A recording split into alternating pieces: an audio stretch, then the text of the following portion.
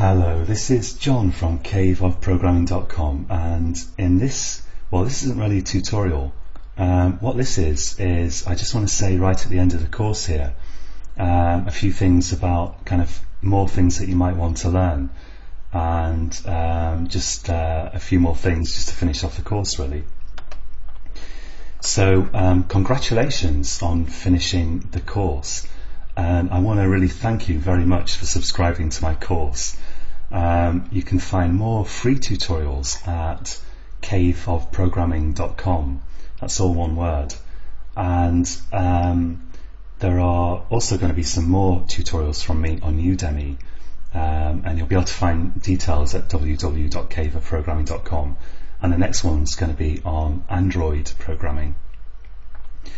Now, if you've worked through the whole series of tutorials on web programming, then you might be wondering kind of what you should do next, what you should learn next, if you want to really know web programming inside out. And there are basically two groups of technologies with web programming. There are basically client technologies and server technologies, and the stuff we've been looking at here is like JSPs, Servlets and JSTL, and of course JDBC. These are server-side technologies. Now, as far as client stuff goes, if you want to create your own websites from scratch and you don't want to work with a web designer, let's say, or if you want to go in kind of a more rounded kind of design direction, then the stuff that you probably want to increase your knowledge of is going to be stuff like HTML, hypertext markup language, and CSS. So HTML creates the structure of your web page basically, and CSS styles it, cascading style sheets, that stands for, and allows you to put all kinds of colors and things into it. And you may want to look at JavaScript as well. JavaScript enables you to do lots of things in your browser without having to do a post or a get request all the way back to the server. So like if you've got a shopping cart, for example, you could add things to the cart without the web page actually having to refresh itself or actually having to contact the internet. It would just do something using JavaScript, for example, and it's good for validating forms and stuff like that as well. So I think those are the main client technologies. You could look at stuff like Flash and Java applets as well, although applets aren't used so much, and Flash seems to be gradually on its way out, so I'm not sure what to say about that. HTML5 is a big growth area too, which is kind of replacing these technologies, it seems. Now, on the server side, we've come across SQL, and if you want to work as a web programmer, or you already are doing, and you want to complete your knowledge, then you probably want a good knowledge of SQL and at least one database like MySQL or even Oracle, for example.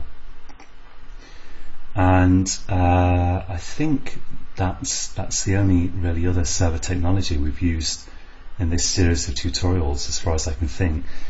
You might want to learn stuff about like the Apache HTTP server, which is a very widely used server for serving up web content, and you probably will want to learn a framework, because we've worked here without using any kind of framework, and lots of websites are created that way, and you don't need a framework. But a lot of people like a framework that helps them organize their code. And earlier on in the series of tutorials, before we started using JSTL, I created an example controller servlet with a lot of exception handling in it that was really a mess. And one of the kind of benefits of a framework is that it helps you really keep that kind of mess under control, and enforces some kind of model view architecture structure or something like that. And now the two big frameworks, because there's quite a few of them, but I think the two major ones now are, above all, Spring, which seems to be very fashionable, and lots of people are interested in the Spring framework right now.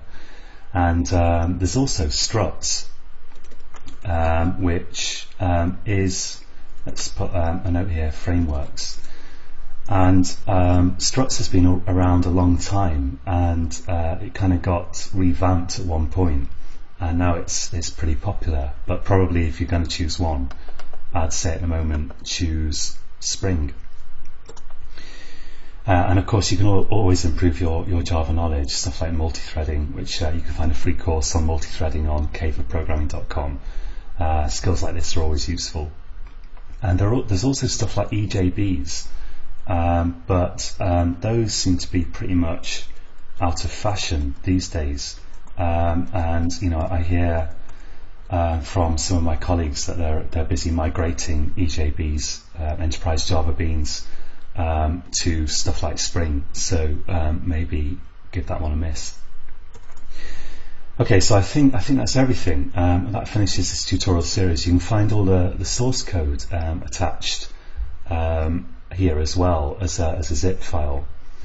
And if you have anything that you'd like me to cover in this series that I haven't covered, I can't make any promises, but certainly leave a question or send me an email, john@caveofprogramming.com, and I'll think about making more tutorials for this series.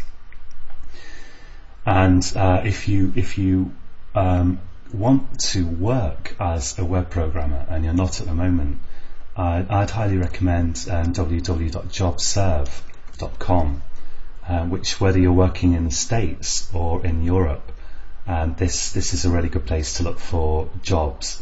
And it's worth like really becoming strongly acquainted with this and scanning the new jobs every day. And if you haven't worked as a programmer before and you want to, then you know, it's worth looking for kind of entry-level positions in there that don't require much experience, or even stuff that's not directly programming but includes an element of programming.